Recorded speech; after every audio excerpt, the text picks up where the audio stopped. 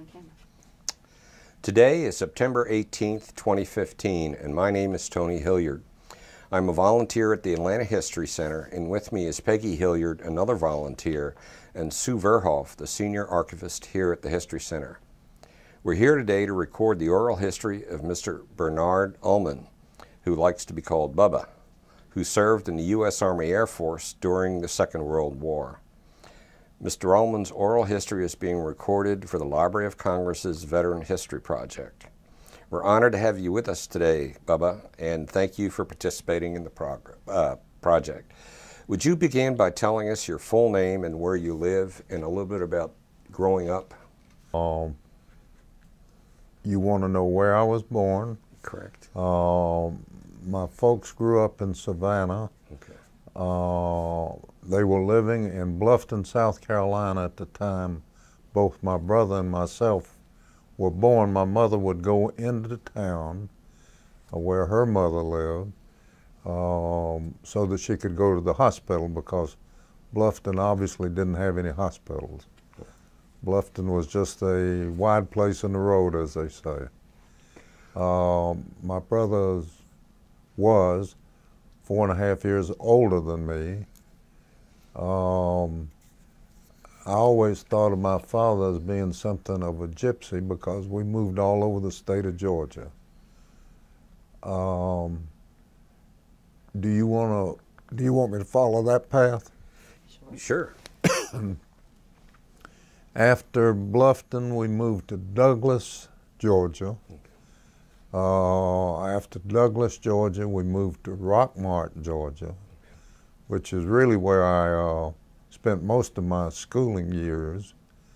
From Rockmart, I left to go to Georgia Tech. I went about 1.5 years. My brother had already gone into the Army. He was a volunteer, I was a volunteer. My father was a volunteer in World War I. When you went to, what time frame was your attendance at Georgia Tech? I went 43 to 44. Okay. Then I went down to the draft board. I was going to turn 18 soon. I said, when I turn 18 and I register, when will I be called? She says, you'll turn 18 in November. We'll probably call you in March. So from there, I went down to the Air Force recruiter. I said, I'm due to be drafted in March, and my preference is to go to flight school in the Air Force. So he signed me up. He says, when do you want to report? I says, probably a day after I'm due to be drafted. He said, you don't want to rush it? I said, no. So I went to Biloxi, Mississippi, took normal Basic training there. And at that point, the war in Europe was beginning to slow down. They told us that they needed fewer pilots. Therefore, hardly any of us were going to flight school. And for those of us that were not going to flight school, they gave us a choice of different technical schools. And they went through and they called out aircraft mechanic, radio mechanic, gunnery school, a number of different things. And as different ones decided to join and go to different schools, they got up and left the room. And finally I looked around and it was just 2 of us left. And the sergeant said, haven't you heard anything you liked yet? I said, what do you got left? He said, there's something here, I have no idea what it is. I don't even know if I'm pronouncing it correctly. It's Cryptographic School. I says, what is that? He says, I think it had something to do with secret codes. I said, well, that sounds like fun. So I asked this other fella, he was from, let's see, Huntsville, Alabama. I said, John, would you like to go to cryptographic school? He said, well, we're at the end of the line. So we signed up for that. We went to Chinook Field, Illinois. We went to cryptographic school. And then they bummed us around a number of different places, and with nothing in particular to do but pull KP and wash dishes. We went to Selfridge Field, Michigan. From there we went to Camp Kearns, Utah, right outside of Salt Lake City. And then from there, they sent us to San Francisco. And I can distinctly remember being on the train, headed over the Sierra Nevada mountains, and it was in November, and there was already snow on the ground. So it was a nice trip, and I spent my birthday on that train. Turned 19. We pulled down to the docks, and there was a ferry boat there, and somebody says, surely they're not going to send us overseas on this little ferry boat. And I said, well, I hope not. We got on the ferry boat and we went out into the middle of San Francisco Bay, and I remember seeing Alcatraz Island. Of course, we knew what Alcatraz Island was, and we hoped we were not going there. We went to another island called Angel Island. We stayed there maybe 5 days. We got one pass into San Francisco. And then one night they put us aboard a converted passenger liner. Excuse me.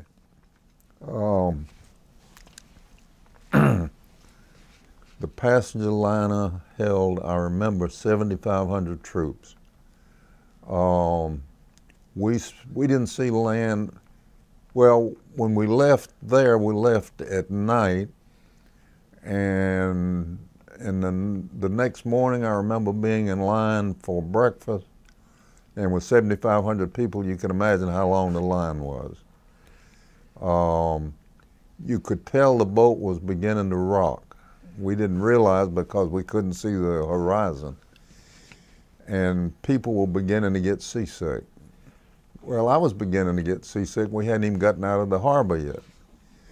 So I grabbed a bite and went back and got in my bunk and stayed there until the next meal. With so many troops, they could only feed twice a day.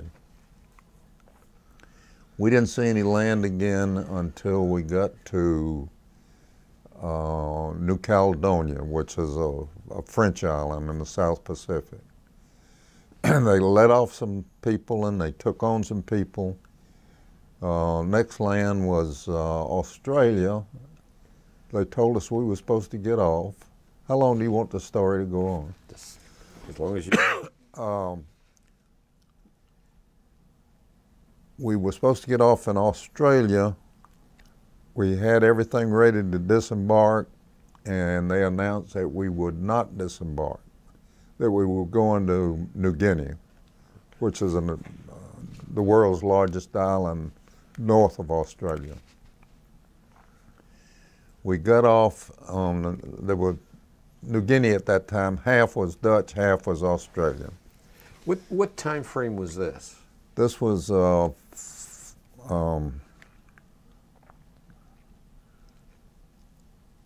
this was still in 44. 44, okay. Yeah. We got off on the Dutch side of the island, a place called Hollandia. Okay. Stayed there a few days.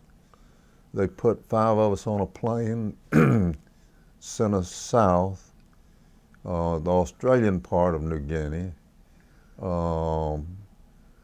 Got off at a place called Lae, L-A-E.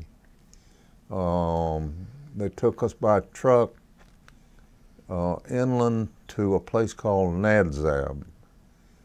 which was the first place during World War II where parachutists had been used to capture anything from the Japanese. The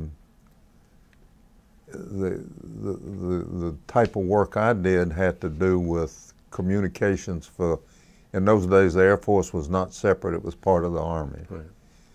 So they had a large radio transmitting station there, which is where we worked. Maybe 100 or 150 men. They didn't have any place for us to stay. They gave us a tent and some lumber and told us to just copy what we saw around the area and build our own facility. So we stayed there probably about 8 months. Can you tell us a little bit about the nature of your work? A cryptographer codes and decodes messages. For example, the way the typical, and we were in an outfit called Army Airways Communication System, AACS. The way it would work, the cryptographic room, or crypt room as we called it, was separate from the radio transmitting room because they could not come in there. They didn't have the security clearance to come in there. The only connection was a door that locked as we went in and out. And as they would receive messages, they'd stick it into a cubby hole, and we'd take it, decode it, and send it wherever it needed to go, locally. These were Allied messages. You weren't intercepting? Yeah, either point to point, or air to ground, or ground to air. The messages, consisted of a lot of plain things like C-47 number so-and-so arrived such and such a time at such and such a place. Sometimes a plane would be overdue. An interesting story was once, they put 2 of us greenhorns on the midnight shift. Well, I didn't stop to think at the time, but later it turned out not to be a good idea. We got a message in that a C-47 was overdue. So we were supposed to send out a message to every station along route asking for information on this particular plane. And it got as far as an island at the north end of New Guinea. And the radio operator came back and says, they said they can't send it any further in the clear. He says, if you want it to go any further, it's got to be encoded. So we encoded the same message and sent it back out to all, maybe 30 or 40 stations. Well, we're beginning to get answers from the messages that went out in the clear. We're beginning to get answers to the messages that went out in code. And I turned to my cohort, both of us greenhorns. I says, I don't know exactly what's wrong here, but it doesn't seem like we're headed in the right direction. I said, when the first shift comes on, just say good morning and don't get into all this. I said, something's not going right. So we got off at 8. We went down, had breakfast, went to our tents, went to sleep. About 11 o'clock, the security officer comes and wakes me up. He says, would you mind telling me what went on last night? I says, what do you mean by that question, Lieutenant? He says, well, the captain, and we had just gotten promoted from PFC, we'd just gotten promoted from private to PFC, and he said, the captain wants to bust you. I says, well, I just got promoted, but it wouldn't be a big loss. It's only $4 a month extra. So he says, what happened? I says, well, first place, before we get any further, I says, why are you asking these questions? He says, well, there's a possibility that our code may have been intercepted by the Japanese. If they get one in code and one in clear, they can put 2 and 2 together and break the code. I says, you know, Lieutenant, I says, this is really your fault. He says, how do you figure it's my fault? I didn't work last night. I said, stop and think now. You put 2 greenhorns on there by themselves. We have been out of cryptographic school for 8 or 9 months. We've forgotten practically everything we ever learned. I says, and this is what happened. He says, you're right. I'll go tell the captain. I says, good, thank you very much. So that was the end of that story. So you remained a PFC? Remained a PFC. Okay. Kept my $4. I remember the base pay was $50 a month, so PFC was $54. So stayed in New Guinea about 8 months. We got orders to report somewhere in Okinawa. We got as far as Manila. While we were there waiting for a flight out, because it was hard to get a flight out, they dropped the first atomic bomb.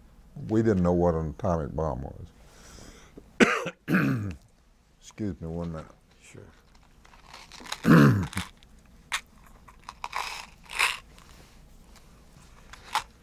Well, did you find out about the bomb, the dropping of the bomb, through your cryptographic channels? No, no, it was just common knowledge.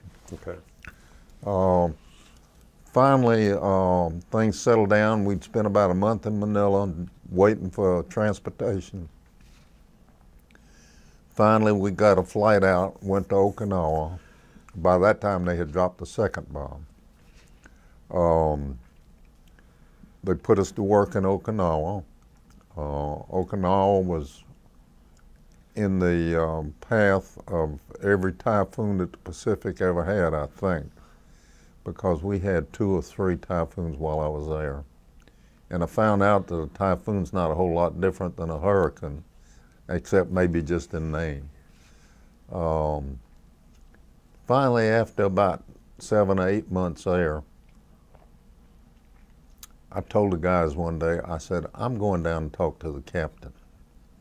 I'm going to ask for a transfer back to Manila.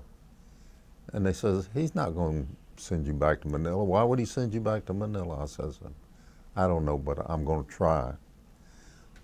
So I went in to see the captain. He said, what do you want? I says, Captain, I says, I've been in New Guinea for about 8 months. I've been up here about 8 months. I says, and we refer to it as becoming rock happy. In other words, we'd been overseas a little too long on the rock. I says, I'm getting rock happy. I says, I think I need to get back to civilization. He says, are you serious? I said, yeah, I'm serious. He says, Sergeant says, transfer this man back to such and such a station in Manila. So I went back and I started packing my bags. So the rest of the guys says, what are you doing? I said, I'm leaving y'all, I'm going to Manila. They says, how'd you finagle that? And I told them, and they all ran down to the captain. The captain saw him, he says, that story won't work but one time. So. Well, what was Okinawa like? I mean, that was a pretty brutal battle. Well, we got there, of course, all the fighting was over. Right. All the civilians were in camps. We had some Japanese POWs scattered around. They would, and this was an interesting story, they would bring groups out to do different kinds of work at our station. For example, they unloaded a group one day of carpenters. So I pulled guard duty. Well, the whole time I was overseas, they never even issued me a gun. I mean, I was never close enough to need to fire a gun. So they handed me a gun. I says, you give me any bullets? He said, yeah, you got one magazine full of bullets. I said, okay.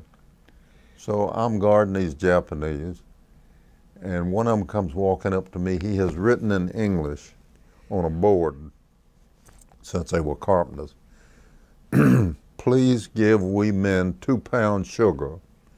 I said, "They're not going to give you any sugar," and I handed him his board back.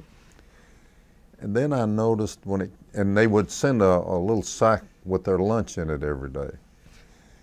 So I noticed one of them is beginning to drift off, and we were out in the middle of a field where the local people this was the southernmost of the Japanese islands, and this was a field of where there had been potatoes of some sort growing, and he's out there digging for potatoes. Well, he was being fed, so I don't know what he wanted the potatoes for. Anyway, he's getting a little further and a little further away, and I'm getting a little uneasy. I'm thinking, if you run away, you're not going to get 3 meals a day. You're going to be in worse shape than you are now. You better come back. Of course, I couldn't speak to him. So the only thing I could do was I raised my gun up and shook it at him, and he understood that, and he came back. So anyway, from there, back to Manila. And I stayed there about 3 more months, and then they began to send people home depending on how many points they had. And the trip out from San Francisco to New Caledonia to Australia to New Guinea was 29 days. Coming back, of course, we didn't have to make any stops. We made it back to San Francisco in 14 days. They had to take, somewhere along the way, it began to turn icy cold. We found out the ship was going up into waters close to Alaska, that there was I believe a Coast Guard ship that had somebody with appendicitis on it, and they went to pick him up because we had a doctor on board, or doctors, I don't know which. And then from San Francisco, they put us on troop trains going to different points. So what time frame was this now that you're back in the States? This is, I guess, maybe 46. Okay. And when I really knew I was back in the States, during the war, President Truman, after Roosevelt had died, decreed that the Army should be integrated, which it should have been all along, but it wasn't. So on the ship coming back to this country, we weren't segregated by outfits. We just came back as individuals.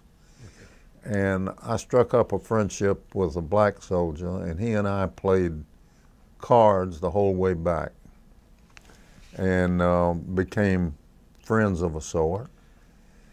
We're on a troop train. We're going through Arkansas. The train stopped at some little town, and it was in the middle of the night, and next to the depot there was a little all-night cafe. We all jumped off the train to go to the cafe to get something to eat. And when I really knew I was back home is when my new friend, the black soldier, got in line with me to see what we could get to eat. And when he got up to the window, the owner of the cafe told him, he says, "You'll have to go around to the back." And I said, "You mean this man's been overseas protecting your life, you're gonna send him around to the back?" He says, "Yeah." And he says, "If you say too much, I'm gonna send you around to the back." So I knew I was home. And we wound up at Fort McPherson, and we were discharged there. Let me take you back and ask you a question. When you were in the Pacific, I mean, you were on Okinawa, so you probably saw some of the what the area looked like after that battle. But what was the reaction of the your buddies in the American forces on the island when they heard the bomb was dropped? Well, none of us knew what an atomic bomb was. It was an interesting thing, but we didn't know enough to ask any questions. Now, one thing I did try to do before I got my transfer back to Manila, one of the guys there, he said, such and such an outfit has landed down at the airstrip. They were taking old cargo planes. They were outfitting them with everything you'd need to do what we did. In other words, they were putting radio transmitters aboard. They were putting cryptographic equipment aboard. And this was before any American soldier went to Japan. They were flying into a Japanese air base. They were going to set up one of our stations, and we also operated all the control towers at all these stations all over the world. And they were going to set this air base up to become a U.S. air base, okay, so that they could bring in troops to occupy Japan. So this friend of mine said that he had run into somebody who was with this group that was outfitting these planes. He says, what do you think? You think we could get on that plane and get out of here? I says, if we don't tell anybody, we might can. He said, what do you mean? I says, well, let's just go down there and volunteer to go to Japan and help out. He says, and if we get caught, I says, I don't know about the consequences, but we at least will get out of here. So we went down, and the officer in charge says, no. He says, I couldn't let you do that. He says, they'd get you for desertion. You know, you were anxious to get away from Okinawa, and I'm sure, I guess I'm trying to understand. I would say Spartan probably wasn't a good description of where you were, but I mean, what were the accommodations like? What was available for recreation? Really nothing. You could get a few things. Like you might be able to find a baseball, you might be able to find a basketball. We found an archery set one time. Not much. At one time, we were on detached service at a naval air station. We ate at the naval mess hall, which was a lot better than the mess hall we'd been eating at. So we preferred to stay there, but they closed that down after one of the typhoons. There wasn't, if you're asking, was there much to do? No. Okay, yeah. I mean, the island was flattened. The largest city there was called Naha. Naha had a few buildings remaining, but not many. And the local population, as I had said, they were all in camps. Did any USO shows ever make it to where you were? Not that I was aware of. Talking about a USO show makes me think of do you want to hear another story? Sure. We'll go back to New Guinea. And one of my friends there was the most gullible guy in the world. He would believe anything you told him, literally. So I decide I'm going to play a trick. He was a cryptographer. Inside of the cryptographic room was a second room where the most secret equipment was, separate from the other room. The machine you typed in on a keyboard, and you got to tape out in code or you typed in code and you got to tape out in the clear, depending on how you set it up. So I got the captain in on this. I got everybody in camp knew about it except the guy I was going to play the trick on. And the message was, please send PFC Joseph Taco to Task Force F-23. Equip him with carbine with 100 rounds of ammunition and a half a dozen grenades. And send him to Finch Haven and we'll issue him his parachute. So we arranged it so when Joe came to work that day, somebody says, here's a message, Joe, and it's priority, it needs decoding right now. So he goes into the secret or secrets to decode this message, and we're all standing at the door. We're listening to him type all this in. When he gets to the part where he sees his name, he lets out a yell. He came out, he was pale as he could be. And he asked the wrong one. He asked the one who created this monster. He says, what do you think Task Force F-23 means? I said, there's only one thing it could be, Joe. F is, in those days it was called Formosa. That's today's, at one point in time it was called Taiwan. One point in time it was called Formosa. He says, the Japanese are there. I says, well, they say they're going to issue you a parachute. You're going in as a spy. He says, I don't know anything about being a spy. I says, they'll explain it to you. So we let it rock on. Joe is giving everybody in camp something to get rid of all of whatever he owned. So we had an outdoor movie once a week, and we had this all cooked up with the projectionist. So in the middle of the movie, he stops the movie. He says, is Taco in the crowd? He said, yeah. He says, you need to report down to the motor pool right away and bring all your gear. And with that, he just fell over. I think he came close to fainting. Well, we couldn't hold it in any longer. We all started laughing. And when he found out that his best friend had pulled this trick on him, he wouldn't talk to me for a week. But after the week was up, he began to see the humor in it, and he laughed more than the rest of us. Good, yeah. So that's about all that I know about being overseas. Okay. Well, when you went back to the States through San Francisco again? Yes. And then you took a troop train where? To Fort McPherson. Fort Mac, okay. What happened after that? Well, one more interesting story at Fort McPherson. Seems like all these interesting things happened to me.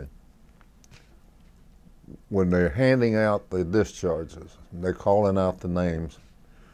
I know with my name ending with a U, I'm going to be probably at the bottom of the list. So he gets to the bottom of the list. I said, Sergeant, you didn't call my name.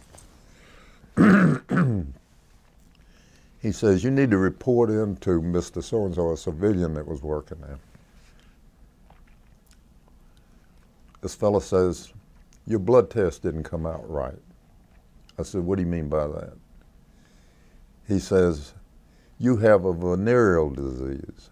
I says, and you're crazy. I says, I've been overseas for a year and a half. I said, I haven't seen a female. How could I have a venereal disease? He said, I don't know. He said, I just tell them. He says, I don't figure it out. I says, go back out to the sergeant. I said, Sergeant, I live 55 miles from here. Let me go home for the weekend. I'll come back Monday. He says, well, if you don't, we'll have to send the local police for you. He says, because we have to send you to a hospital in Augusta. So I went home. I was afraid to touch anything. You know, I got a venereal disease. So weekend's over. I go back down there, and I says, you know, this whole thing makes no sense at all. He says, go in there and talk to somebody. Fellow says, have you ever had malaria? I says, yeah, I had malaria when I was in Okinawa. He says, that gives a false positive to this test. He says, there's nothing wrong with you. He says, Sergeant, give him his discharge. I says, you mean you put me through all of this for nothing? So that was the last of my stories. Well, tell us a little bit about your life once you got back, after you were discharged. Okay, I got out in May. Of 46? 46. I went back to Georgia Tech. Graduated from Georgia Tech. And then began to earn a living. What did you do? I got a degree in industrial engineering. Worked. First job I had was with Simmons Mattress Company. Stayed there about 6 months. Didn't like what I was doing. Happened to read on the financial page about a mattress company called Englander Company, opening a small plant in Atlanta. Wrote them a letter, got an interview. They gave me a job as an office manager, which I knew nothing about being an office manager. But if he thought I did, it paid more than Simmons was paying. And by that time I was married. So worked for Simmons, worked for Englander for about a year. They decided they'd made a mistake. They didn't need this plant in Atlanta. They were going to transfer me to Birmingham. My wife says, you can go to Birmingham, I'm not going to Birmingham. So I went back, I says, I either got to divorce my wife and take your job, or I got to find another job and stay here. So I stayed in Atlanta. I got a job at Lockheed. Lockheed's manufacturing airplanes. Stayed there for about a year, did not like it. Got a job at Puritan Chemical Company. They say it takes about 4 or 5 jobs when you get out of college before you find something you like.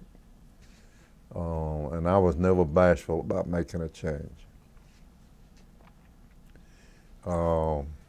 Stayed at the chemical company about a year. Finally, my father had been in the retail menswear business. Had one store in West End, which my brother ran. He had another one in East Point. He told me, he says, I've decided I really do want to be retired. So I'm either going to sell it or give it to you. So I says, and I'm tired of the chemical business. So I did that for the next 26 years. Got caught at the wrong end of a gun one day. Got tied up and gagged. Thought I was lucky to get out without being killed. I decided I'm getting out of here. Friend said, what are you going to do? I says, maybe work at Crystal, I don't know. All I know is I'm getting out of here. I'm not going to go through that again.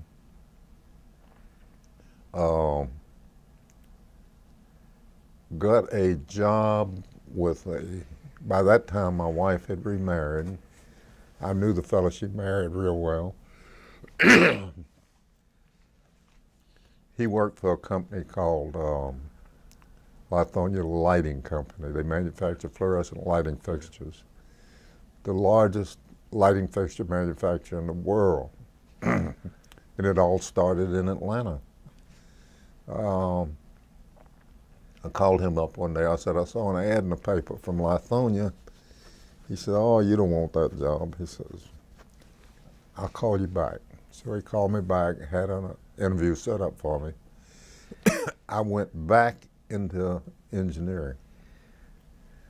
Now, by that time, I'd been away from it for 26 years. What time frame was this that you're... This was probably 1953 or 4. Okay. We would have a review from the department manager once a year, where he would find out what you thought, and you'd find out what he thought, and if you were lucky, you'd get a raise. Well, I went through that twice a year instead of once a year. So after the second review, I said, you know, I've never been bashful. I said, I'm surprised that you hired me. He says, why do you say that? I says, well, stop and think. If you ran a barber shop and you wanted to hire a barber, would you want a barber that hadn't cut hair in 26 years? He says, I figured if you couldn't do it, you'd quit, I wouldn't have to fire you. I says, you're exactly right. He says, you happen to be doing a very good job. He says, it's as though you've never been away from engineering. And I stayed there until I retired. Biggest mistake I ever made was retiring.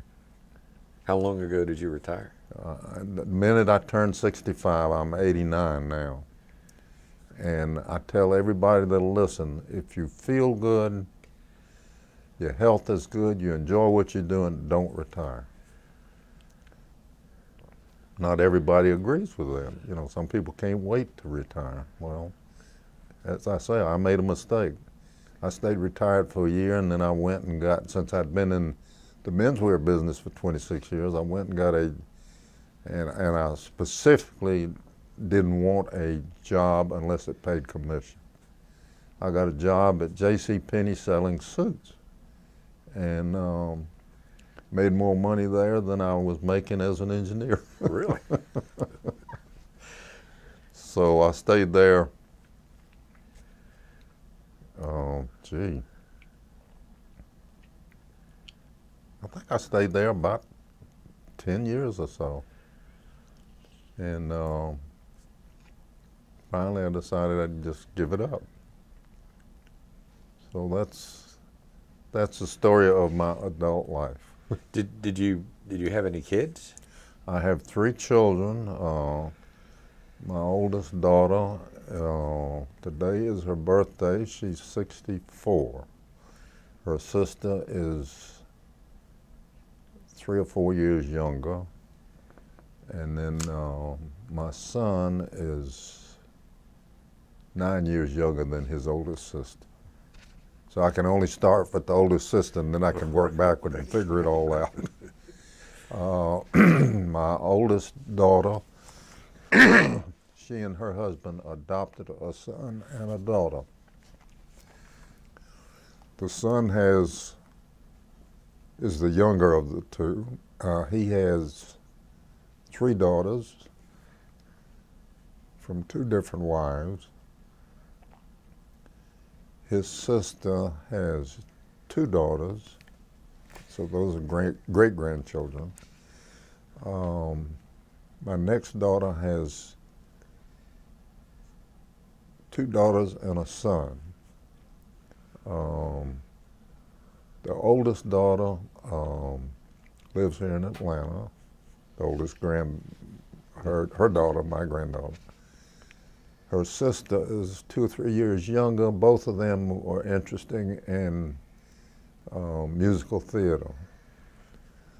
The oldest one gets a few auditions under her belt from time to time here in Atlanta. Her sister lives in New York. She got her first musical theater job while she was a freshman in college. And so she quit college, moved to New York, and she's been in maybe 4 productions since then, and she's just gotten an offer, but she's hesitating about whether to sign it. It's a 4-month out-of-country tour. For a lot of countries, I would rather not see her go to.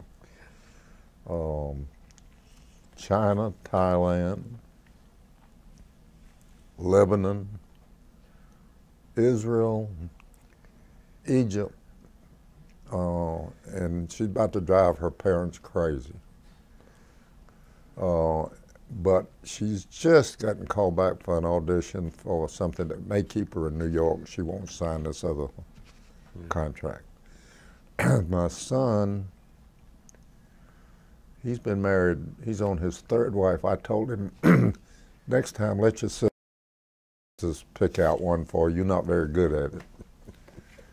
So he had no children by the first 2 wives, thank goodness. He has, his wife is adopted. We have a lot of experience with adoption in our family. His wife is adopted. They have a son and a daughter.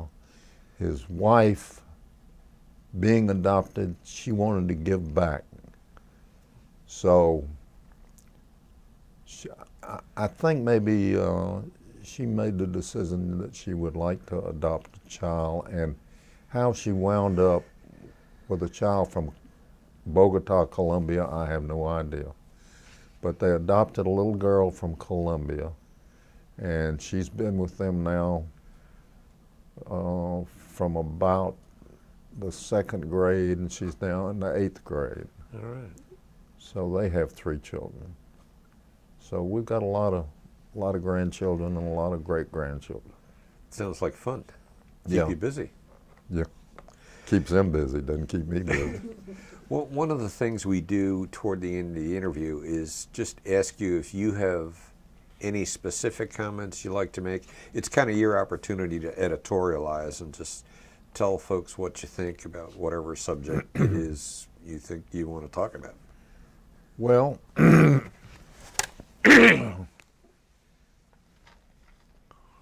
since this has to do with the military,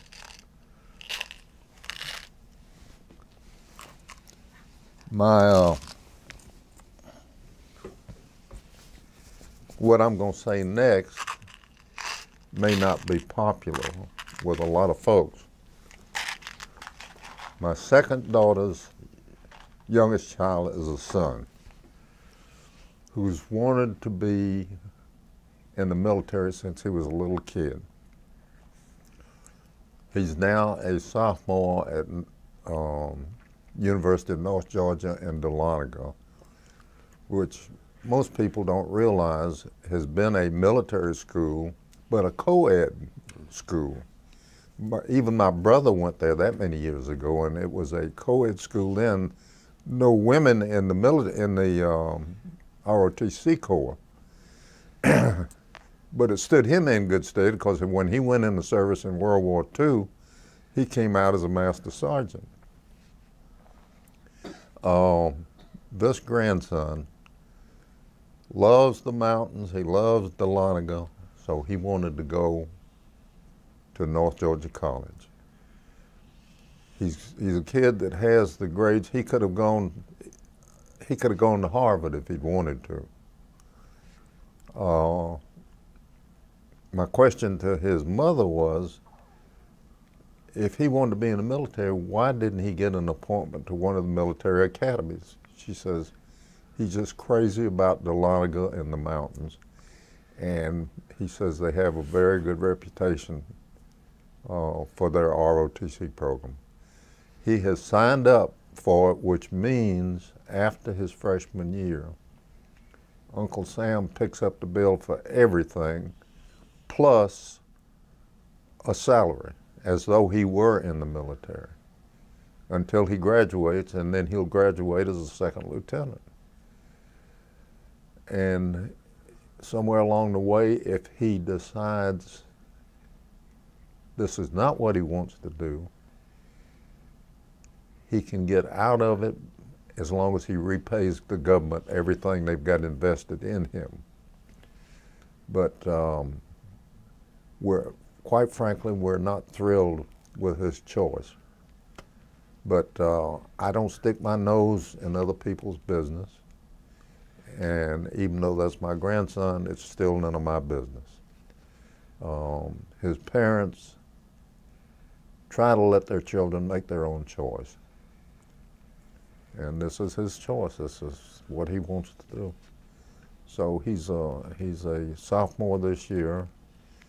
He's already been promoted to a cadet sergeant. So he thinks he's headed in the right way.